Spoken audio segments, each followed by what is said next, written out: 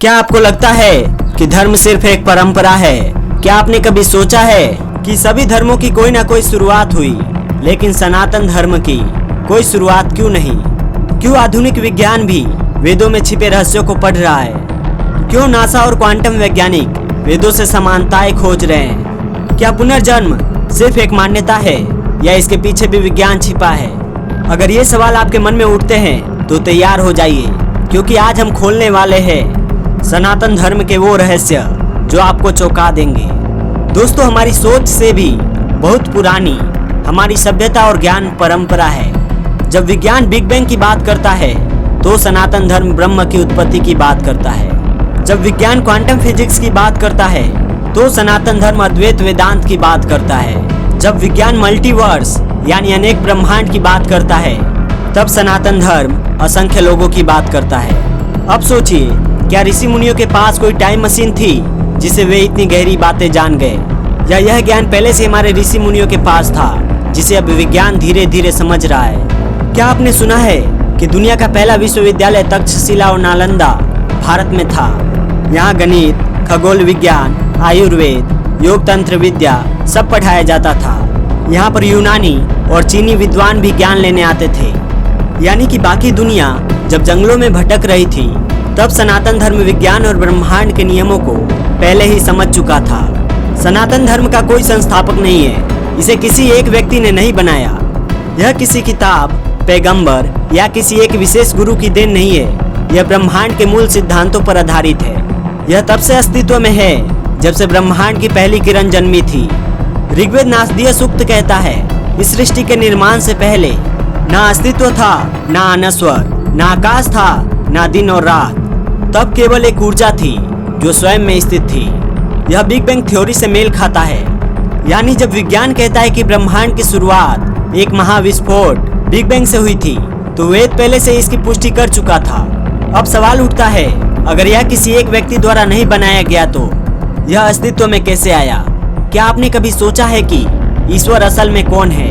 क्या वे एक शक्ति है, एक ऊर्जा, या फिर हमारी चेतना का ही एक हिस्सा?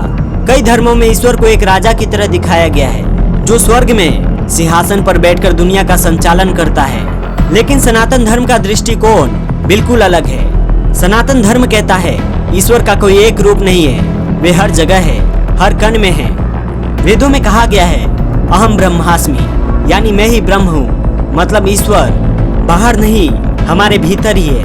भगवद गीता में श्री कृष्ण कहते हैं, मुझ में यह संपूर्ण जगत व्याप्त है, लेकिन मैं उनमें नहीं हूँ। यानी यह ईश्वर सीमित नहीं है बल्कि अनंत है। इसलिए सनातन धर्म में ईश्वर को समझने के अलग अलग तरीके हैं। अद्वैत वेदांत कहता है हम सब उसी ब्रह्म का हिस्सा है, ईश्वर और जीव में कोई भी भेद नहीं। द्वैत वेदांत कहता है आत्मा और परमात्मा अलग अलग है और भक्ति से ईश्वर को पाया जा सकता है। विशिष्टा अद्वैत कहता है ईश्वर सर्वव्यापी है और उनका अनुभव ध्यान और ज्ञान से किया जा सकता है। यही कारण है कि सनातन धर्म में ईश्वर के कई रूप हैं, शिव, विष्णु, कृष्ण, दुर्गा, सरस्वती। लेकिन यह सब एक ही अनंत शक्ति के अलग अलग स्वरूप है। पुनर्जन्म का रहस्य, क्या आत्मा अमर है? अगर ईश्वर हमारे भीतर है तो पुनर्जन्म का क्या अर्थ है? क्या आत्मा वास्तव में अमर है? क्या हम कई बार जन्म लेते हैं? भगवद गीता में श्री कृष्ण कहते हैं, जिस प्रकार मनुष्य पुराने वस्त्रों को त्याग कर नए वस्त्र धारण करता है, उसी प्रकार आत्मा भी पुराने शरीर को त्याग कर नए शरीर में प्रवेश करती है। लेकिन क्या यह केवल धार्मिक मान्यता है या इसका कोई वैज्ञानिक आधार भी है? अमेरिकी वैज्ञानिक डॉक्टर इयान स्टीवेंसन ने 2500 से अधिक पुनर्जन्म के मामलों का अध्ययन किया। उन्होंने पाया कि कई बच्चे अपने पिछले जन्म की घटनाएं याद रखते थे जो बाद में सच साबित हुई। कुछ लोग ऐसे जन्मजात निशान लेकर पैदा होते हैं जो उनके पिछले जन्म से जुड़े होते हैं। यानी पुनर्जन्म केवल धार्मिक धारणा नहीं बल्कि वैज्ञानिक शोध का भी विषय बन चुका है। अगर आत्मा अमर है तो कर्मों का क्या प्रभाव पड़ता है? सनातन धर्म कहता है कि कर्म ही जीवन का सबसे बड़ा नियम है। न्यूटन का तीसरा लॉ याद है, हर क्रिया की समान और विपरीत प्रतिक्रिया होती है। अब इसे सनातन धर्म के कर्म से जोड़िए। जो जैसा कर्म करेगा उसे वैसा ही फल मिलेगा। यानी विज्ञान और कर्म का नियम एक ही बात को दर्शाते हैं। भगवद गीता में श्री कृष्ण कहते हैं, अपने धर्म का पालन करना किसी और के धर्म के पालन करने से बेहतर है, भले ही उसमें मृत्यु ही क्यों ना हो, मतलब हमें अपने जीवन के सही कर्मों को पहचान कर उसी मार्ग पर चलना चाहिए। लेकिन अगर हमारे कर्म ही हमें नियंत्रित करते हैं तो क्या भाग्य पहले से ही तय होता है? अगर सब कुछ पहले से ही तय होता है तो फिर मेहनत करने का क्या फायदा? और जन्म से कोई अमीर और कोई गरीब क्यों होता? सनातन धर्म का उत्तर स्पष्ट है, भाग्य और कर्म दोनों ही जीवन को प्रभावित करते हैं। हमारा जीवन 3 प्रकार के प्रारब्ध कर्म जो हमारे पिछले जन्मों के कारण पहले से तय है, क्रियमाण कर्म जो हम इस जीवन में कर रहे हैं और जो भविष्य को आकार देंगे, संचित कर्म जो कई जन्मों का संचित फल है और सही समय पर प्रकट होता है। यानी कुछ चीजें निश्चित होती है लेकिन हम अपने कर्मों से अपना भविष्य बदल सकते हैं। भगवत गीता में श्री कृष्ण कहते हैं, ईश्वर सभी जीवों के हृदय में स्थित है और उनके कर्मों के अनुसार उन्हें घुमाते हैं। यानी हम मेहनत और सही निर्णय से अपना भाग्य बदल सकते हैं। अब सवाल उठता है कि सनातन धर्म बाकी धर्मों से कैसे अलग है? अन्य धर्म किसी एक ग्रंथ या व्यक्ति पर आधारित है, लेकिन सनातन धर्म हजारों सालों की ज्ञान परंपरा का महासागर है। वेद, उपनिषद, महाभारत, रामायण, भगवत गीता यह केवल आस्था पर नहीं, तर्क और विज्ञान पर भी आधारित है। ऋग्वेद में कहा गया है कि पृथ्वी आकाश में स्वतंत्र रूप से घूम रही है। जब पूरी दुनिया मानती थी कि पृथ्वी स्थिर है, हमारे ऋषि मुनि पहले से यह सभी जानते थे। भगवत पुराण में कलयुग की भविष्यवाणी की गई थी।